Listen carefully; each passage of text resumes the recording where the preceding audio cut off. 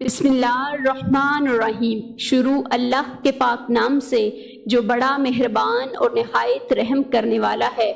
सऊदिया अरब में बुत परस्ती का नया दौर शुरू हो चुका है। नाजरीन, कयामत की बड़ी निशानी जाहिर हो चुकी है। कयामत हम सब से बहुत करीब आ चुकी है और आज हम सब कुर्बे कयामत के बिल्कुल आखिरी दौर को अपनी आंखों से देख रहे हैं। हम ऐसा क्यों कह रहे हैं? क्योंकि अरब में कयामत की एक बहुत बड़ी निशानी पूरी हो चुकी है, जिसका जिक्र कुरान मजीद की सूरतुन नजम और सही मुस्लिम की अहादीस में मौजूद है। आज की इस वीडियो में हम इस निशानी पर बात करेंगे। नाजरीन, आज दुनिया में बहुत सी कौमें ऐसी मौजूद हैं जो एक खुदा की इबादत को छोड़कर बुतों की पूजा में मुब्तला हैं। बुत परस्ती उन संगीन गुनाहों में से एक गुनाह है जिसे अल्लाह ताला कभी माफ नहीं फरमाता। अल्लाह ताला बाकी गुनाहों को अपनी रहमत से माफ फरमा सकता है, लेकिन शिर्क और कुफर को बगैर तौबा के हरगिज माफ नहीं करेगा।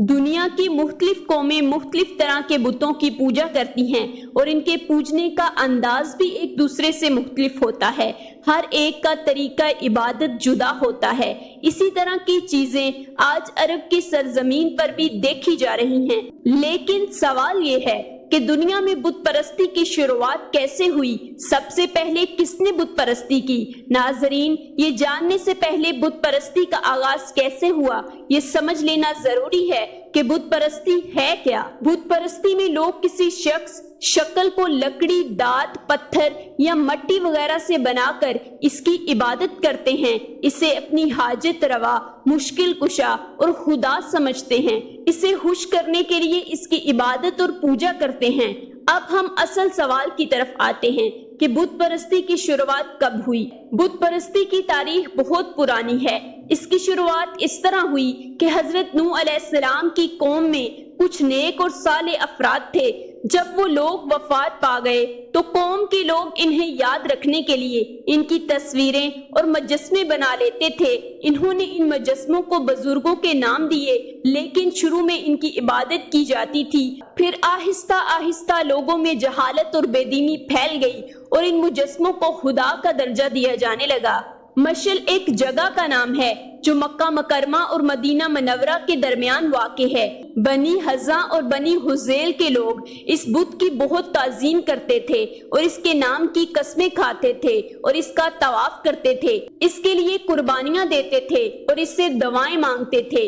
यही बुत मनात के नाम से मशहूर हुआ। जब फतह मक्का के बाद इस्लाम तेजी से फैलने लगा तो हजूर नबी करीम सल्लल्लाहु अलैहि वसल्लम ने इस बुत को भी गिराने का हुक्म दिया। हजरत साद बिन ज़ैद रज़ी अल्लाह ताला अन्हु को इस मिशन पर भेजा गया। उन्होंने वहां पहुंचकर सबसे पहले मनात के मंदिर को गिराया और फिर खुद इस बुत को तोड़ दिया। यूं तीन बड़े बुत लात, मनात और उज़्ज़ा, जिनकी अरब में सबसे ज्यादा पूजा की जाती थी, हमेशा के लिए खत्म कर दिए गए। नाजरीन, ये था बुत परस्ती का वो तारीखी वाकया जो अरब में कयामत की निशानियों में से एक निशानी की तकमील का सबब बना।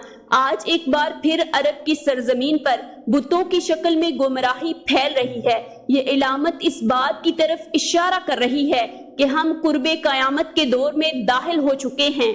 अल्लाह ताला हम सबको तौहीद पर कायम रखे और हर किस्म के शिर्क और बुत परस्ती से महफूज फरमाए। आमीन।